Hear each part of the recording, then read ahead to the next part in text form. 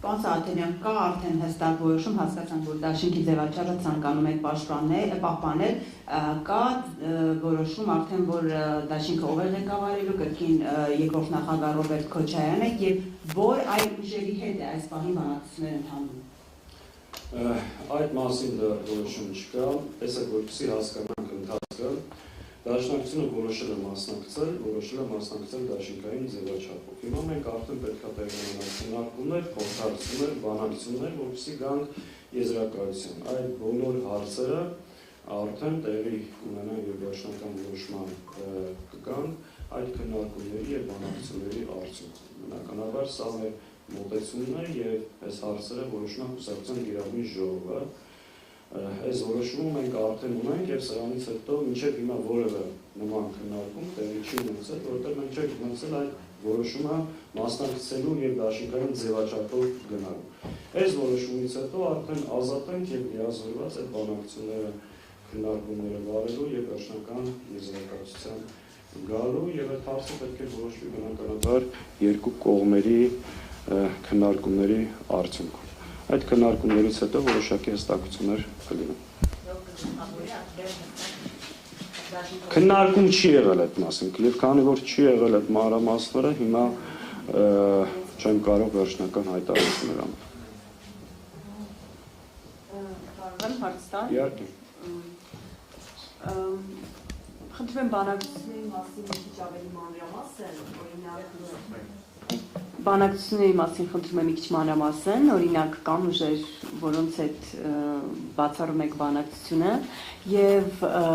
գործարար Կարապետյանի առաջնորդած շարժման համակարգող Նարեկ Կարապետյանը վերջերս հայտարարեց, որ Հայաստանին պետք է նոր առաջնորդ եւ ուղիղ ասած, որ նախկին ղեկավարները, ինչպես նաև գործողը չպետք է ուրեմն լինեն,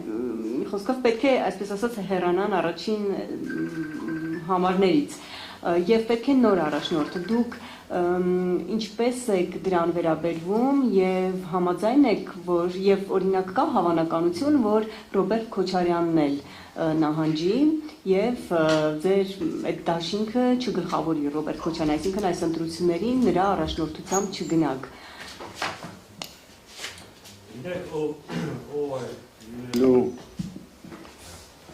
Եվ ով է արժանի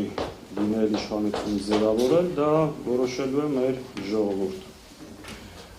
Որևէ քաղաքական ուժ իրավունք չունի սահմանափակելու մեկ այլ ուժի մասնակցություն։ Կձևավորվեն այդ համապատասխան դաշինքները, կներկայացնեն ծրագիր, կներկայացվի թիմ եւ մեր ժողովուրդը իր գնահատականը կտա։ Իսկ ինչ վերաբերում է հավանական համագործակցությունը, ես կասեմ մեր տեսակետը, մեր մոտեցումը։ Եթե ստեղծվի իրավիճակ, որ այս իշխանության հեռացումը պայմանավորված մեր մեկ այլ ուժի հետ համագործակցելու հարցում, մենք անվերապահորեն համագործակցելու ենք ընդդիմադիր դաշտի իրական ուժերի հետ այս իշխանության վերարտադրությունը կանխելու համար։ Ով ում կմիանա, ինչ իրավիճակներ կլինի, դա ցույց կտա ընտրությունների արդյունքները։